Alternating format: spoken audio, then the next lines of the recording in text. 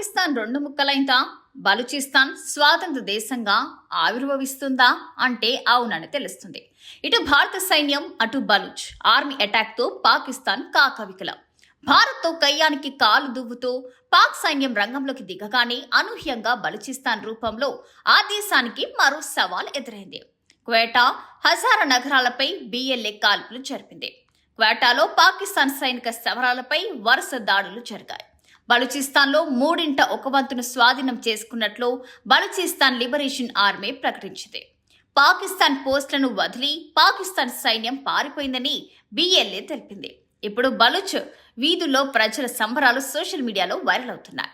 Afghanistan, Iran ఆనుకొని ఉన్న ప్రాంతాన్ని బిఎల్ఏ ఆక్రమించుకున్నట్లు ప్రకటించి చేసింది.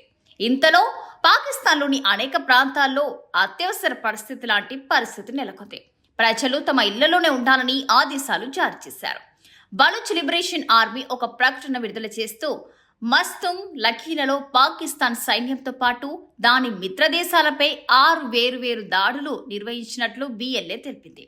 ఈ దాడుల్లో పాకిస్తాన్ సైన్యం దాని నిఘా, కమ్యూనికేషన్ టవర్లను లక్ష్యంగా చేసుకుని రిమోట్ కంట్రోల్ ఐఈడీలు, ఇంప్రూవైజ్డ్ ఎక్స్ప్లోసివ్ డివైస్లు ఉపయోగించి దాడి చేసినట్లు తెలిపింది. గురువారం జామ్రాన్లోని దాంగ్ ప్రాంతాల్లో పాకిస్తాన్ ఆర్మీకి చెందిన లోడ్ డిస్పోజల్ స్క్వాడ్ సైనికులను లక్ష్యంగా చేసుకున్నట్లు బలూచ్ లిబరేషన్ ఆర్మీ తెలిపింది. ఒక సైనిక అధికారి అక్కడికక్కడే మరణించాడు. పాకిస్తాన్ ఆర్మీకి చెందిన అనేక స్థానాలపై అనేక గ్రెనేడ్లను విసిరిందని, అనేక మంది సైనికులను చంపామని బిఎల్ఏ తన ప్రకటనలో వెల్లడించింది. ఇక బలూచ్ మిషన్ మ్యాన్ ఇప్పటికే స్థానిక ప్రజలకు కీలక సూచనలు చేశారు. ఆక్రమ దళాలకు పాకిస్తాన్ ఆర్మీకి ఎటువంటి సహాయం అందించకుండా ఉండాలని స్పష్టం చేసింది. ఇక పాకిస్తాన్లో అత్యంత విలువైన సహజ వనరులు కలిగిన ప్రాంతమే బలూచిస్తాన్. పాక్ పాలకుల పక్షపాత వైఖరి కారణంగా దశాబ్దాల కిందటే బలూచిస్తాన్లో వేర్పాటువాదం అందుకుంది. మరి పాక్ పాలకులు తమను ఆర్థికంగా, రాజకీయంగా అణచివేస్తున్నారనేది వేర్పాటువాదుల వాదన. ఈ నేపథ్యంలోనే బలూచిస్తాన్ లిబరేషన్ ఆర్మీ పేరుతో ఏర్పాటైన దళం ఇటీవల పాక్ సైన్యంపై భారీ దాడులకు పాల్పడుతుంది. పాక్ ఇప్పుడు దుర్బల స్థితిలో ఉండడం బిఎల్ఏకు కలిసొస్తుంది.